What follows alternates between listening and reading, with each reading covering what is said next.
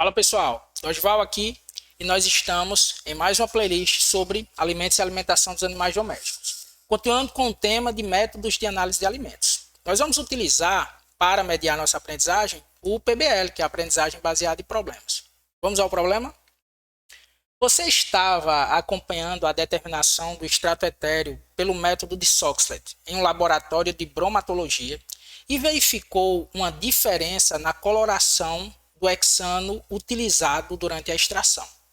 O solvente estava verde amarelado nas amostras de leucena, que é uma forragem, e incolor translúcido nas amostras de farelo de coco da Bahia. Não está havendo uma extração correta? O que você acha que pode estar ocorrendo?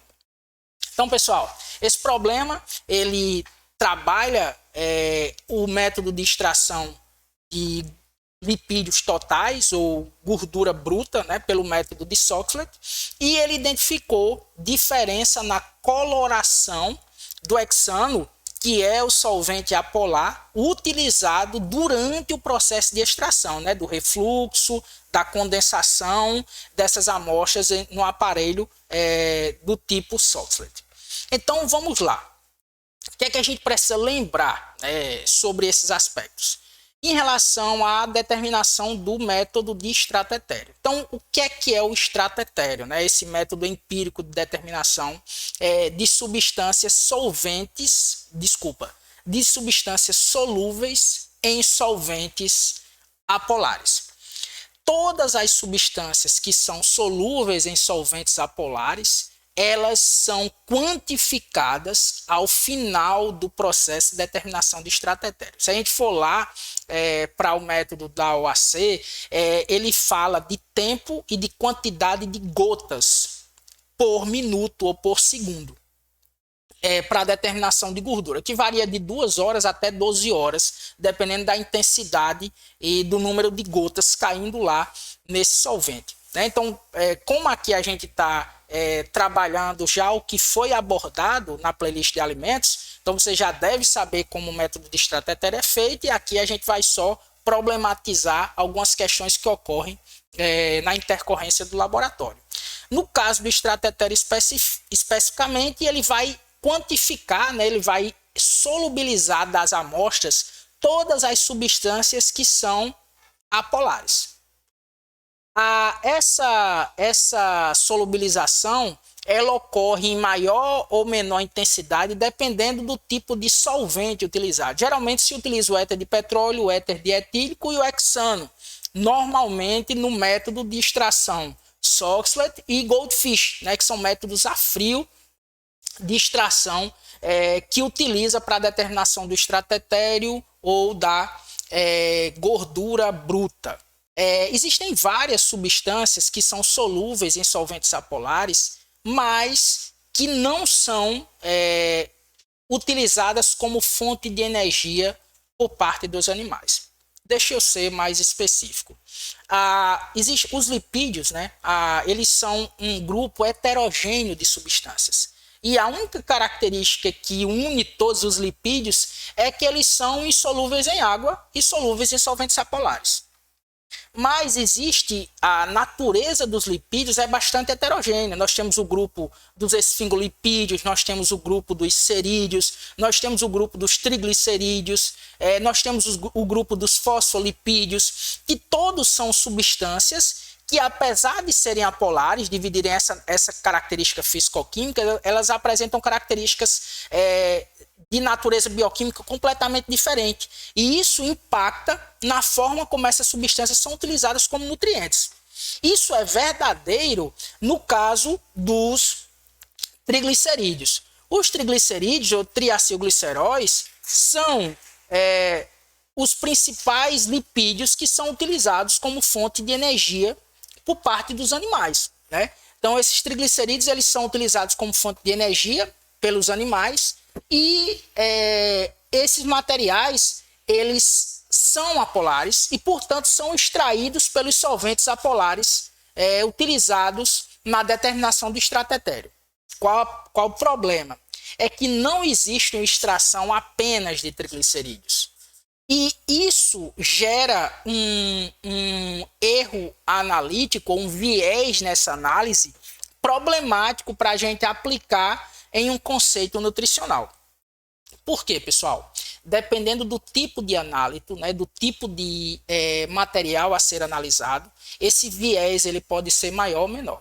Deixa eu dar um exemplo para vocês. Nas forrageiras, cerca de 50% dos lipídios são triglicerídeos. Os outros 50% são substâncias carotenoides, ceras, que não têm nenhum valor energético para o animal.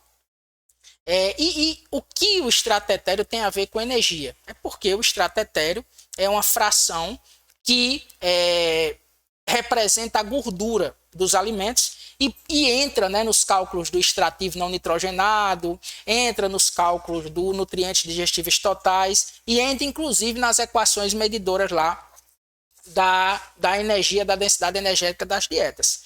Entretanto, o que a gente precisa lembrar é que esse extrato etéreo, nem só de triglicerídeos vive esse extrato etéreo, né? Nem só de óleos e gorduras existe esse extrato etéreo. A gente pode ter outros componentes que foram arrastados e que são quantificados como extrato etéreo, mas que não são triglicerídeos e não têm valor energético para os animais. Por exemplo, os carotenoides dos cloroplastos dos vegetais. Então, os cloroplastos vegetais têm uma grande quantidade de carotenoides, as clorofilas, que são importantes para o processo fotossintético, não têm nenhum valor energético, mas são quantificados como extrato etéreo. Existe toda uma ciência para tentar corrigir esse viés, né? Então, o mais recente é utilizar os valores de extrato etéreo e subtrair de um que você vai ter os ácidos graxos, que é uma medida mais aproximada, né, da quantidade, da densidade energética desse material, né, os ácidos graxos. Porque tira o viés dos carotenoides, né, que a própria medida do extrato etéreo tem. Então, o que isso tem a ver com o nosso problema?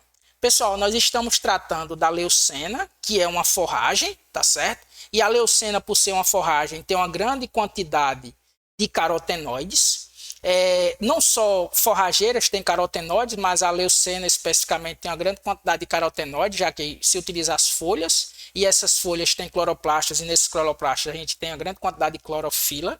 Então, esses carotenoides possivelmente levaram a coloração verde e amarelada, né, que estava tingindo o hexano que estava lavando as amostras de leucena.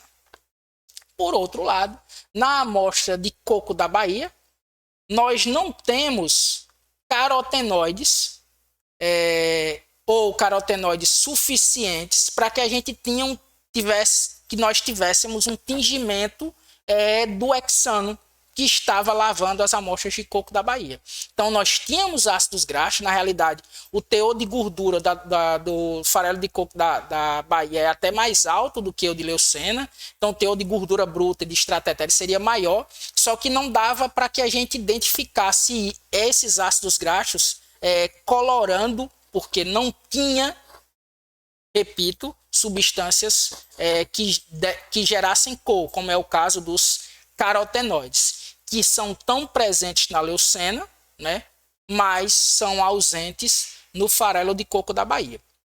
Então não estava havendo nenhum problema, simplesmente o hexano que estava lavando a amostra de coco da Bahia estava extraindo a gordura, só que essa gordura tinha mais triglicerídeos e pouco ou nenhum carotenoide.